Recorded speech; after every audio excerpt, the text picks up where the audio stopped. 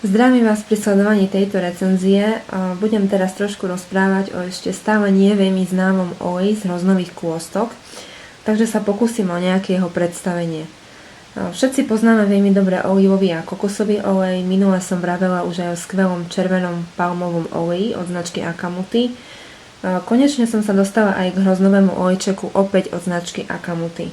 Hneď na začiatok musím povedať jeho základnú vlastnosť. Toto je jediný olej, po ktorom nemám absolútne žiadny pocit zamastnenia. Kým ho nevyskúšate na vlastnej pokožke, asi tomu len ťažko uveríte, ale je to tak. Pravdepodobne je to spôsobené tým, že ide o veľmi krehký olejček s ľahkou vôňou hrozna, ktorú cítite len z fľaštičky. Na pokožke je vôňa neutrálna, takže rozhodne nebudete rozvoniavať ako strapec hrozna.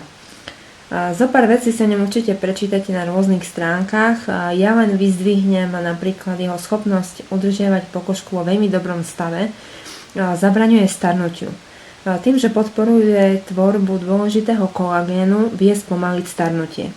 Čo je ešte viac super, bojuje úspešne s celulitídou. To je niečo, kvôli čomu si ja veľmi cením tento olejček. Je preplnený antioxidantmi a upokojí pokožku s ekzémom. Na záver ešte jedna bomba o ňom.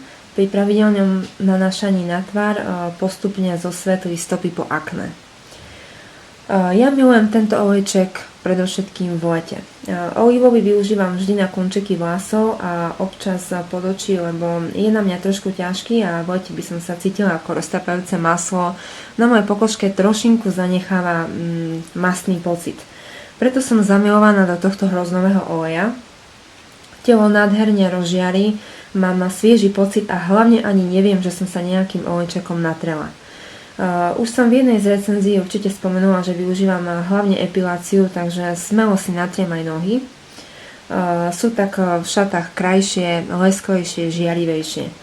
Aby som nezabudla, pleť a pokožku nezaťažuje, môže sa teda aplikovať aj na mastnú pleť. Okrem leta ho ale často využívam aj v zime, napríklad keď mám ten taký typický domáci deň alebo domáci večer, keď viem, že už nikam nemusím ísť, na pleť si dám práve tento hroznový olej a nechám pôsobiť, až kým úplne nevsiakne. Je to nenahraditeľná výživa pre pleť, dokáže ju zregenerovať po každodennom líčení. Takže som s ním naozaj veľmi spokojná.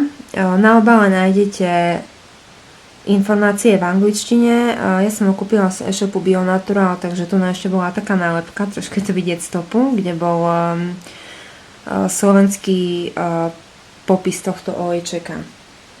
Mám 100 ml fľaštičku. Keď ju miniem, vždycky dokupujem novú.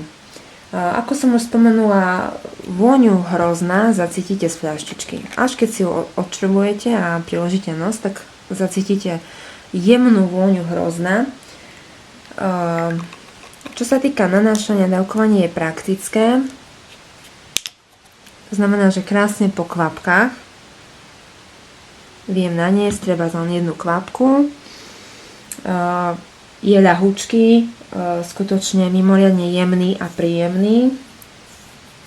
Dúfam, že na tomto videu uvidíte, že veľmi skoro sa vstreba. Už sa ruka absolútne neleskne, proste olejček krásne vsiakol. Nezanechal absolútne žiaden pocit zamastenia. Používam ho na celé telo, ktoré po nanesení zostáva hebké, žiarivé a bez zamastenia. Ja vám ďakujem za pozornosť a teším sa na ďalšiu recenziu.